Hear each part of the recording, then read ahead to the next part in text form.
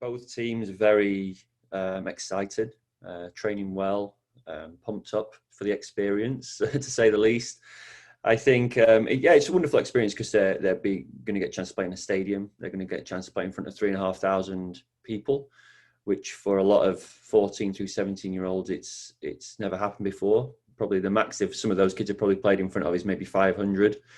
So to be in a noisy stadium with some fan groups and all the bells and whistles that come with that, it's a wonderful experience for them. So I think in part of their own development, it's really important, and why we wanted to do that.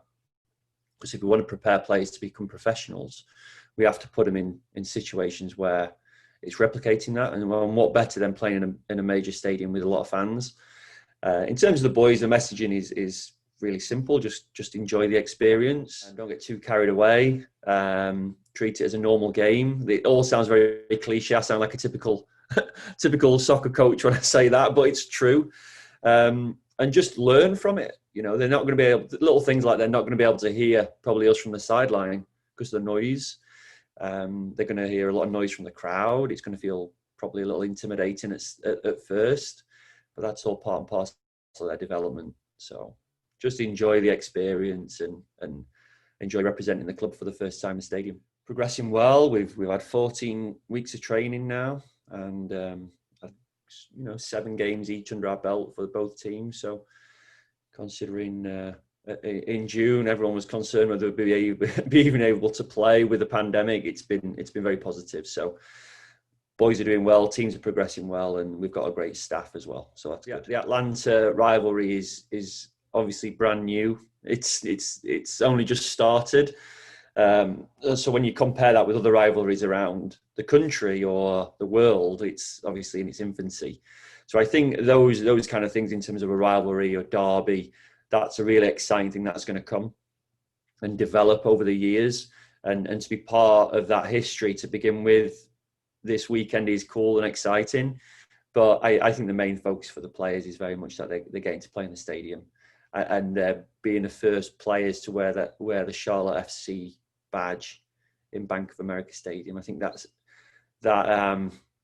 the priority and the most exciting thing, and then to add in all the excitement of it being a new rival and something that's going to develop over the years, it's just an extra bonus really. We're playing the group up, and we wanted to do that for a number of reasons, mainly to give them a challenge, to push them out of their comfort zone. And also logistically, it works a lot better given this first part of the season with travel and the pandemic, just to keep everybody together and unified. So it worked out quite well with that in terms of travel. And we also have a couple of players who are technically birth year under 15, so it means they can play with that group as well. So it kind of just ticks a lot of boxes from a developmental, logistical perspective. For us, and the boys have done quite well so far in terms of some of the games they've played. We train a minimum of 4 days a week, so we're Monday through Thursday, and then we've also been doing a few Friday morning sessions as well, if it works for kids' schooling.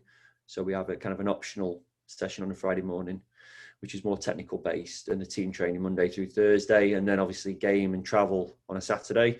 So it's very much full on. Sometimes it's 6 days a week, and then you factor in. We'll do team video, team Zoom meetings as well. Players will have homework tasks, individual development plans they have to complete. The trainings comprise of not only the soccer side of things, but also the physical side. So they'll do the soccer side and then work with our performance coach on developing their strength, agility, and fitness as well. So what we try and do with those trainings is try and replicate a professional environment as much as possible. So when they do go into that environment in the future, it's not a shock to them. Previous clubs probably may have trained 4 days a week. I believe they do. So some of them, it's not as much of a shock in terms of that 4 days. But the resources we're providing for them in terms of performance coach, athletic trainer, the coaching staff, we even have a nutritionist, and we do nutrition seminars every couple of weeks with the players. So just try and cover every area really to provide them with as much support as possible. Excited to have the academy at the Eastland site. I think geographically it works really well for us because whilst it's obviously on the east, it's quite central to where a lot of our players are coming from. So it's a nice central hub. It's obviously a diverse part of the city, what's being regenerated, which is exciting. And it's just going to be great to be part of that East Charlotte community. I think in terms of a facility, it's always wonderful to have your own home. So I think for the players who are going to grow with us over the years and new players that are coming in, to have your own place to call home and something to be proud of and take care of, and the players who are going to be moving into that, be part of the club history is really exciting. So we have to be patient. At the moment, we've had a wonderful relationship, and we have a wonderful relationship with Manchester Meadows, and it's been a great facility so far for us. So that'll continue, we hope, and looking forward to when we eventually do move into a new facility, but still have to be patient with that. It's just normal.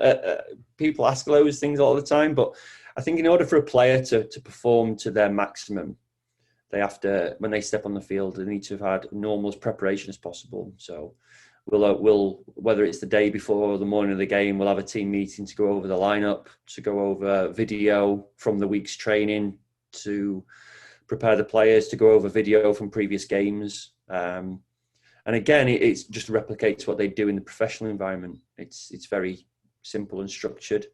And then and the idea is that by the time they arrive for any game, is that your work's already all been done. Go over a few key reminders, be in a good frame of mind, and step on the field and play.